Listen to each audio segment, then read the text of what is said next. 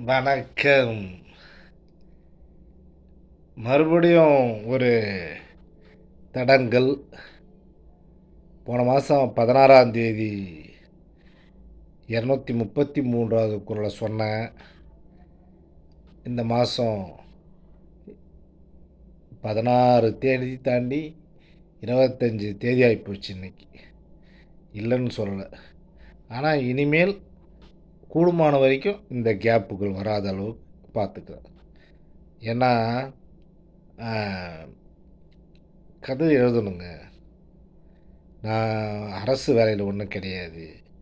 எனக்கு ஒன்றும் பெரிய லெவல்லாம் ஒன்றும் குடும்பம் ஒன்றும் கிடையாது. வசதி கிடையாது. ஏதோ கடவுள் எனக்கு கொடுத்துருக்குறாரு, அது போதும். அதை வச்சுக்கிட்டு ஏதோ இடையில இடையில இலக்கிய பணி, அது மன நிறைவுக்காக செய்கிறேன். எனக்கு அவங்க கொடுத்தாங்க, கொடுக்கல, இவங்க கொடுக்கல, நான் என்றைக்குமே கவலைப்பட மாட்டேன். எனக்கு கடவுள் போதுமான அளவு கொடுத்துருக்காரு, போதும். அதாவது 3 வேளை சாப்பாடு தாங்க ஒரு மனுஷனுக்கு தேவை. அந்த 3 வேளை சோறு எனக்கு கடவுள் கொடுக்குறாரு. அதை தவிர வேறு என்ன நம்ம ஆசைப்பட போகிறோம் இந்த உலகத்தில்? ஒன்றும் கிடையாது. நம்ம வந்து பணம், பேங்க் பேலன்ஸ் கிட்டத்தட்ட ஒரு 100 கோடி ரூபாய் இருக்கணும். எனக்கு ஒரு இப்போ தமிழ்நாட்டில் பாதி பிளாட் என் பிளாட்டாக இருக்கணும். இல்லை எனக்கு இப்போது இது பேர் என்னது, ஒரு 1000 பவுன் நகை இருக்கணும். இதெல்லாம் வாழ்க்கை கிடையாது. 3 வேளை சோறு இருக்குது பாருங்கள், இதுதான் வாழ்க்கை. அது மட்டும்தான் வாழ்க்கை. வேறு ஒன்றுமே வாழ்க்கை கிடையாது. அது எனக்கு ஆண்டவன் கொடுத்துருக்கான், அது போதும். அதே கடைசி வரைக்கும் கொடுத்தான்னா போதும். நான் ஆண்டவனுக்கு நன்றி செலுத்துகிறேன். அடுத்தபடியாக என்னுடைய 234வது திருக்குறளை இப்போ ஆரம்பிக்கிறேன். நிலவரை நீள் புகழ் ஆற்றின் புலவரை போற்றாது புத்தேல் உலகு அப்படின்றார். அதுக்கு அவருடைய கருத்து என்னன்னு பார்த்தீங்கன்னா, உலகத்தின் எல்லை வரை பரவி நிற்கும் புகழுக்குரிய செயலை ஒருவன் செய்தால் வானுலகும் தேவரை போற்றாது புகழாளனையே விரும்பி போற்றும். அதாவது ஒருத்தவன் செய்கிற செயல் புகழுக்குரிய செயலாக இருந்தால் மஞ்சால் அதாவது வானுலகம், அதாவது மஞ்சால் மட்டும் கிடையாது, வானத்தில் இருக்கிற தேவரே புகழ்ந்து போற்றுவாங்களாம். அந்த மாதிரி ஒரு குறளை எழுதியிருக்கிறார். அந்த மாதிரி செயலை செய்கிறவன் யாராக இருக்கும்? அதைத்தான் இப்போ இந்த கதையில் நான் சொல்கிறேன். நாகநாதன் அப்படின்னு ஒருத்தர், அவருக்கு பாராட்டு விழா, ஊரே அங்கு தான் இருக்குது. அப்படி என்ன செய்து விட்டார் அவர்? அவர் ஒரு நடிகர் கிடையாது, அவர் ஒரு இனாம் கொடுக்குறவரும் கிடையாது,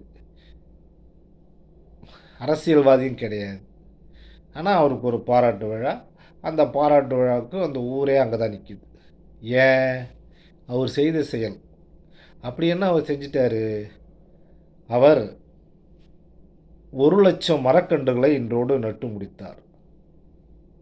இன்றோடு, அதாவது அன்னைக்கு அந்த விழா எடுக்கிற அன்னைக்கோட அவர் வாழ்நாளில் 1,00,000 மரக்கன்றுகளை நட்டுக்கிறாராம்.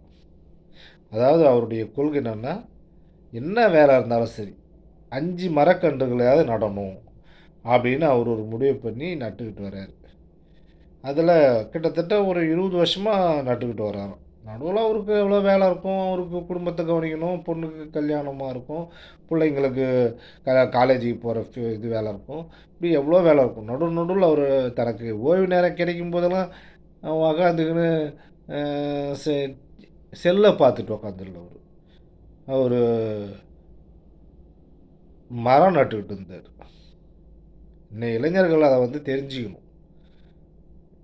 சும்மா செல்லை பார்க்கறதுலையும் டிவி பார்க்கறதுலையும் என்ன பிரயோஜனம்? ஒன்றுமே கிடையாது.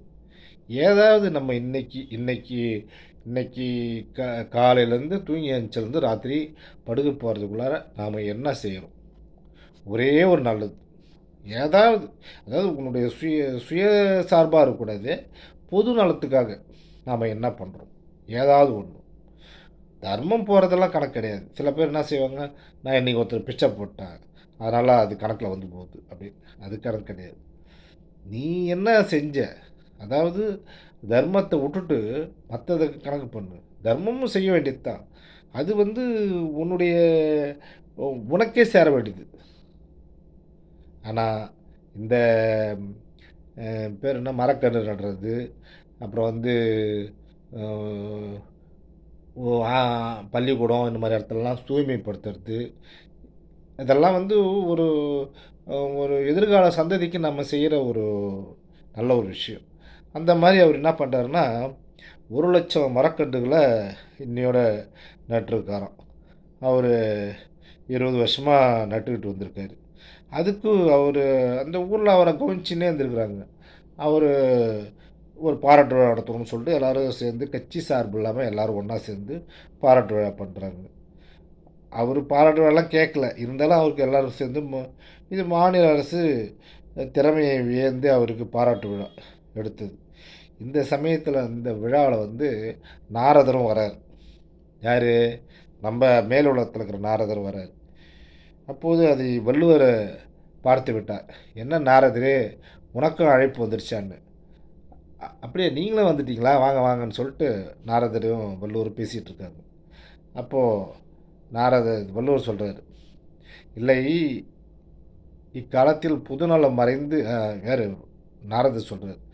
"இல்லை இக்காலத்தில் புதுநலம் மறைந்து சுயநலம் வேரூன்ற காலத்தில் தனக்காக இல்லாமல் இந்த உலகத்திற்காக வாழ்ந்த அந்த பெருமகனை பார்க்க எனக்கு மட்டும் ஆர்வம் இருக்காதா?" என்று சொல்லிவிட்டு அமர்ந்தார் நாரதர். "அதானே பார்த்தேன். இங்கு உன் வேலையெல்லாம் எடுபடாது" என்று சொல்லிவிட்டு மறைந்தார் வள்ளுவர். அதாவது இது வந்து ஒண்ணுமே கிடையாது. ஒரு சின்ன ஒரு விஷயம் தான். ஆனா, இந்த குறளுக்கு இந்த கருத்த நானு எதுக்காக சொல்றேன்னா, நாரதர்லாம் நம்ம ப விழாவுக்கெல்லாம் வர்றதுக்கெல்லாம் வராரோ வரலையோ அது வேற விஷயம். இருந்தாலும் நாம வந்து செய்யற செயல் வந்து அ இறைவன், கடவுள், தேவர்கள் இவங்கலாம் வந்து இவங்களால ஆசீர்வதிக்கப்படணும். அப்படிப்பட்ட ஒரு விழாக்கள நாம நடத்தணும். அ சும்மா வந்து அ நடிகர்களுக்கு பின்னாடி போறது, சினிமா காரங்க பின்னாடி போறது, ஒரேடியா கோயில், குளத்துக்கெல்லாம் போயி ஆ விழுந்து கும்பிட்றது. கடவுளுன்றது தனிமையா கும்பிடணும். அப்பதான் அதுக்கு ஒரு மன திருப்தி. அதனால இதெல்லாம் யோசிச்சு, இதுக்கெல்லாம் இது பண்ணி தான் இந்த வள்ளுவர் இது மாரி ஒரு குறள எழுதியிருக்காரு. தொடர்ந்து நாளையிலேருந்து தொடர்ந்து உங்கள சந்திக்கிறேன். நன்றி, வணக்கம்.